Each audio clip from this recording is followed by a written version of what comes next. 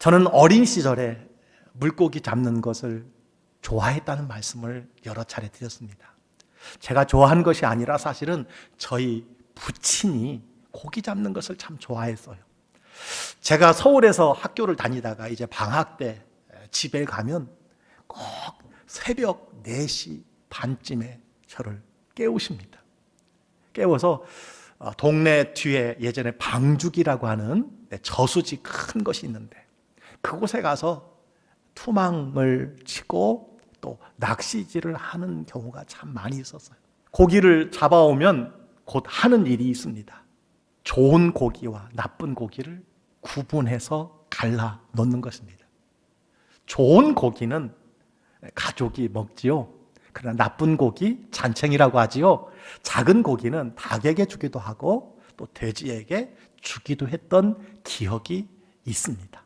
오늘 본문이 바로 그와 비슷한 이야기라고 할 수가 있습니다. 예수님은 어디에서 이 설교를 하셨습니까? 갈릴리 해변입니다. 갈릴리 바다라고 하기도 하고 게네사렛 호수라고 하기도 합니다. 정확히 말하면 호수예요. 네, 그 호수가 너무 커서 바다라고 해도 믿을 만큼 큰 호수입니다.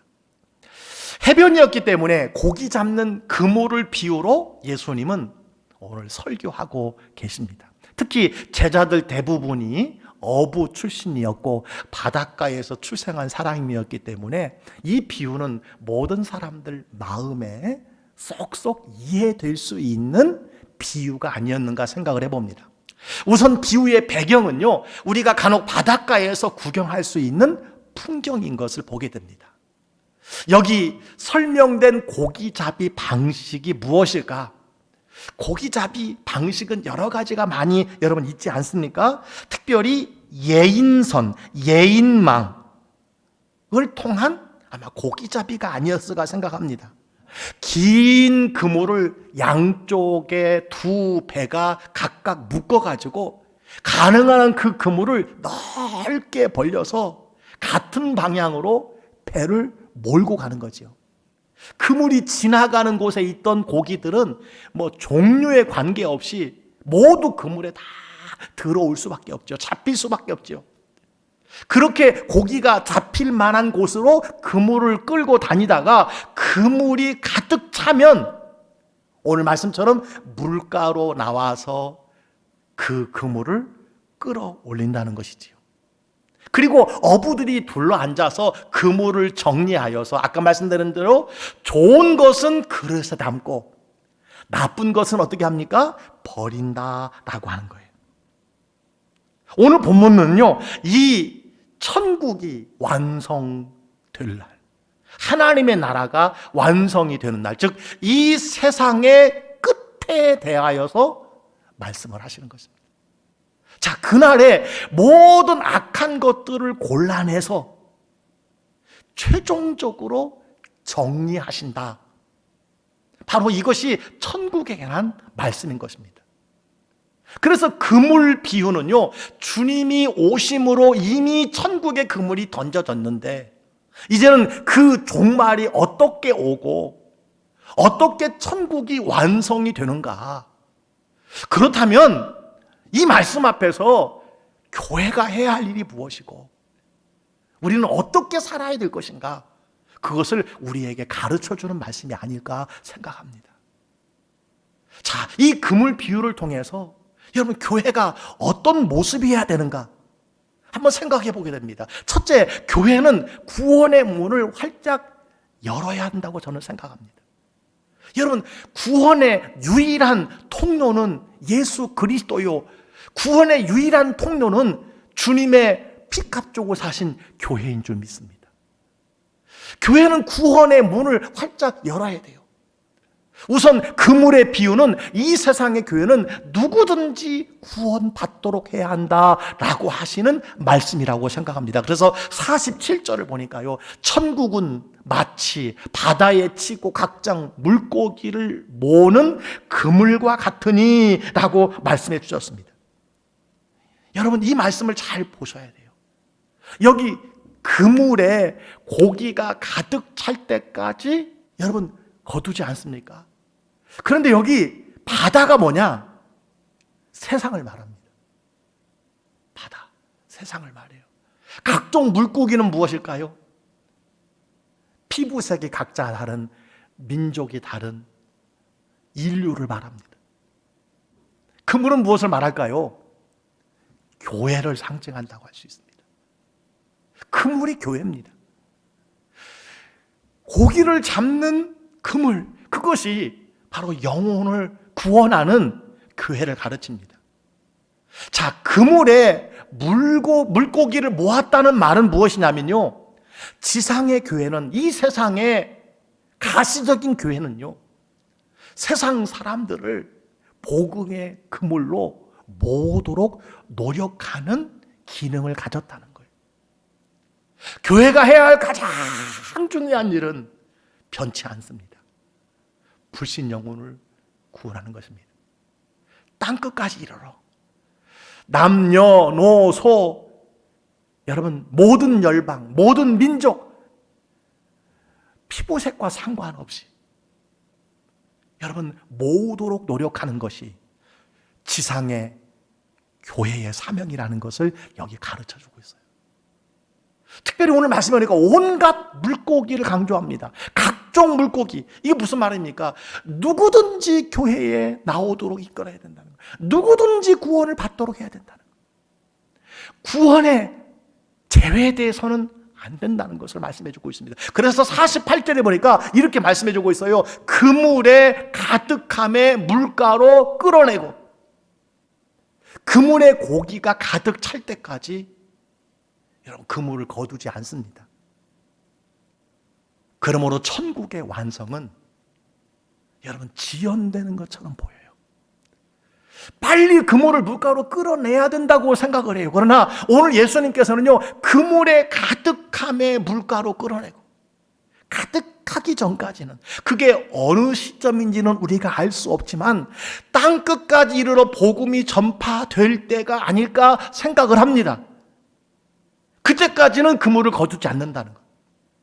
여러분, 천국이 지연된다고 해서, 주님 오시는 날이 지연된다고 해서 그것이 없는 것이 아니라는 사실을 꼭 기억해야 돼요. 천국의 그물은요, 세계 각곳을 돌아다니며 수많은 사람들을 모읍니다.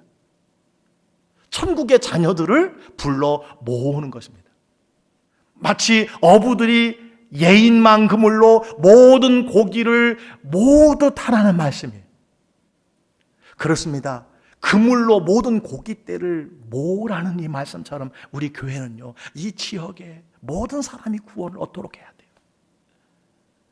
우리가 아침 일찍 바닷가에 항구에 가보면요, 많은 배들이 풍어를 이루고 항구에 기쁨으로 돌아오는 모습을 봅니다. 오늘 예수님의 말씀이 교회가 이러해야 한다는 거예요. 한마디로 교회는 구원의 문을 활짝 열어놓고 모든 사람을 초청하고 모든 사람에게 열린 교회가 되어야 한다는 것입니다. 여러분, 이것이 곧 오늘 예수님께서 말하는 교회의 모습이라고 할 수 있습니다.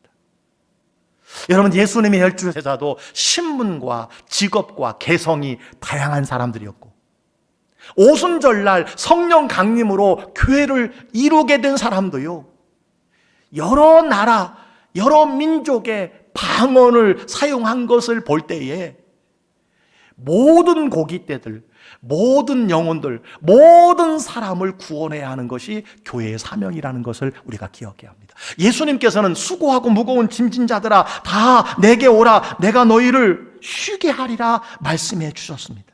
교회는요, 지역 사회에 열린 교회가 되어야 합니다. 특히 교회 다니지 않는 사람들을 위한 교회를 지향해야 합니다. 그래서 기독교 초기의 신학자 오리겐이라는 사람은요, 교회를 영혼의 병원이라고 설명을 했어요. 참 옳은 말씀이에요. 교회는 병원입니다. 교회는 영적 구원선입니다. 교회는 영적 주유소입니다. 충전소입니다. 교회는 영적 훈련소라고 할 수 있습니다. 누구나 나와서 구원받고 누구나 나와서 성령 받아 새 사람이 되고 구원받는 하나님의 자녀가 되는 교회를 여러분 이야기하는 것입니다. 이런 교회를 세우기 위해서 교회는 특별히 어떤 계층이 있어서는 안 돼요. 어떤 독특한 지역성이 나타나면 안 된다고 생각합니다. 넓은 바다에 쳐진 그물이 모든 종류의 고기를 모으듯이 세상 모든 사람들이 여러분 우리 광주교에 나와서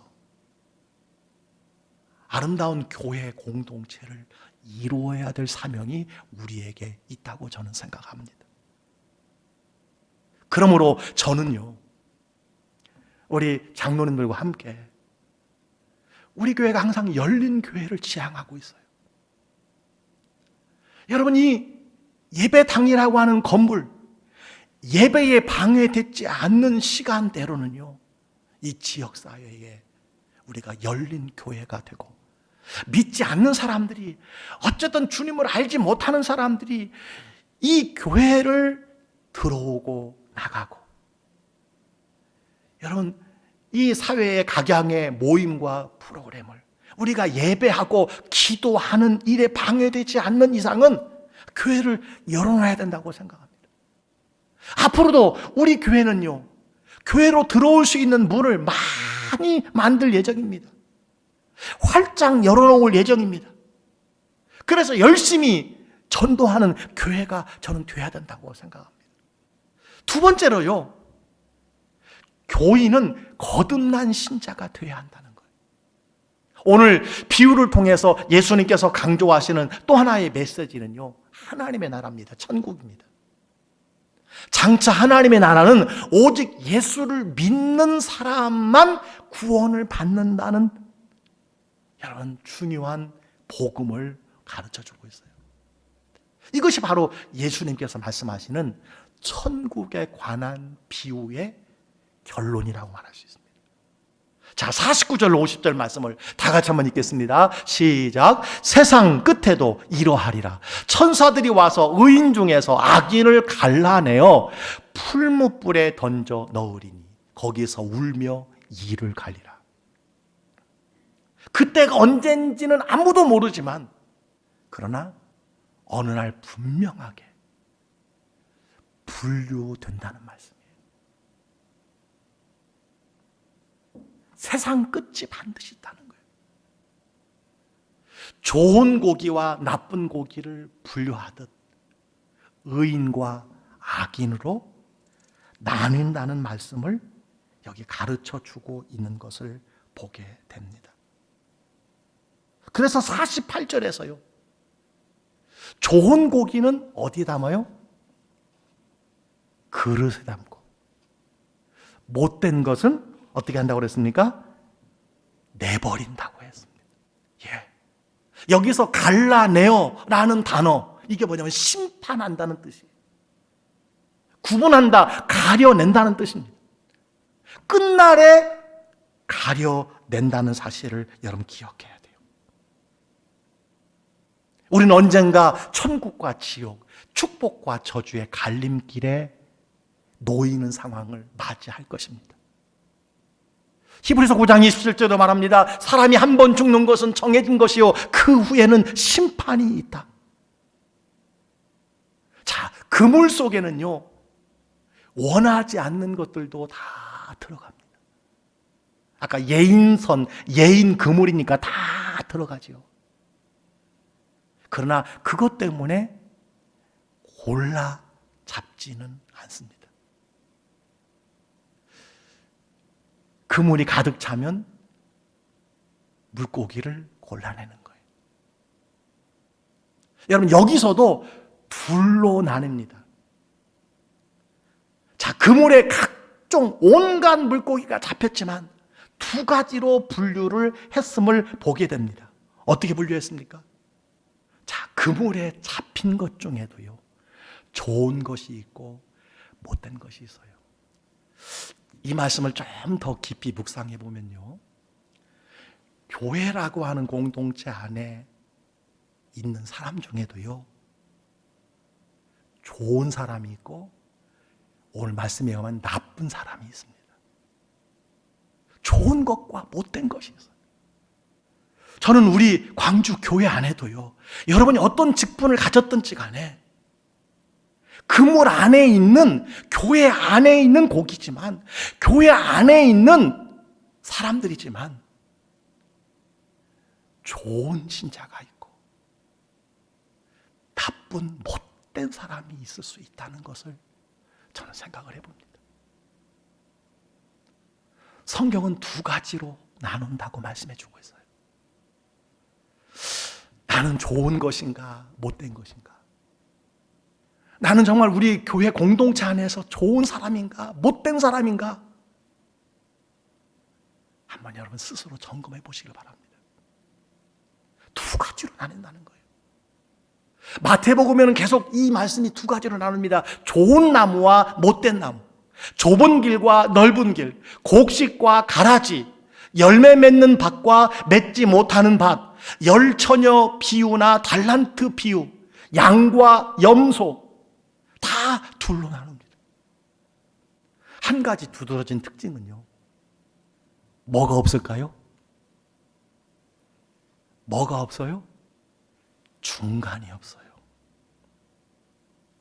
좋으면 좋고 못되면 못된 것이다라는 거예요.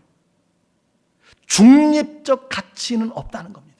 중립은 이 세상에서는 여기서도 저기서도 적당하게 어울리는 것 같지만 바로 끝날에는요, 구분하는 날에는 분명하게 배척을 당하게 된다는 것을 말씀해 주고 있어요. 사람들은 양다리 걸치기를 좋아합니다. 누구나. 그것이 사단 마귀의 유혹입니다. 그러나 하나님은 분명히 하라고 말씀하셔요.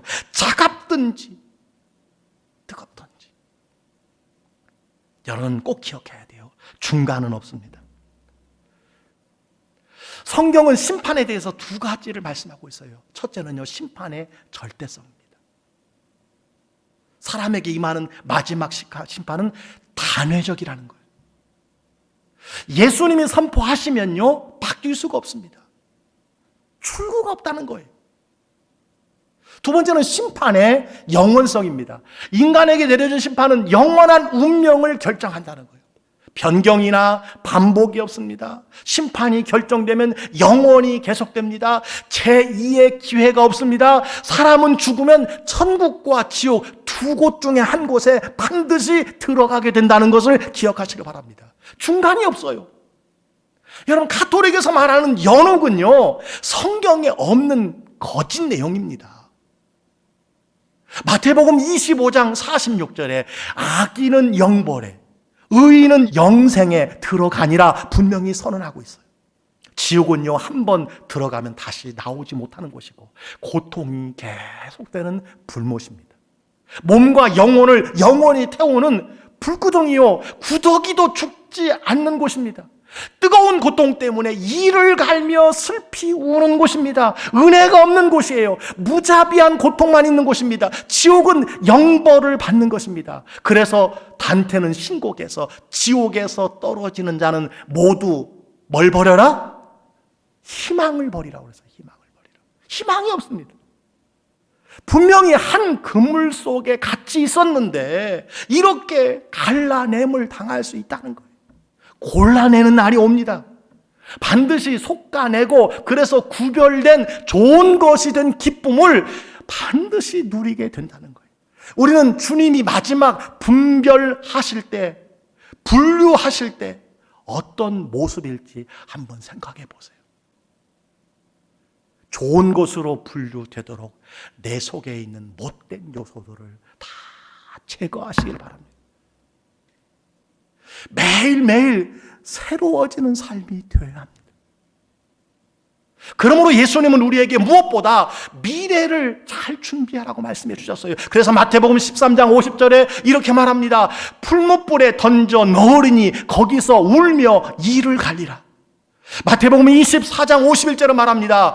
어미 때리고 외식하는 자가 받는 벌에 처하리니 거기서 슬피 울며 이를 갈리라. 지옥이 얼마나 고통스러운지, 슬피 슬피 우는 소리와 이를 가는 소리가 들린다는 거예요. 우리가 이 세상에서 어떤 삶을 사느냐, 어떤 길을 가느냐, 영원한 미래가 결정된다는 사실입니다. 교회에 나와 하나님의 말씀을 듣고 주 예수를 믿어 회개하여 구원을 받아야 합니다.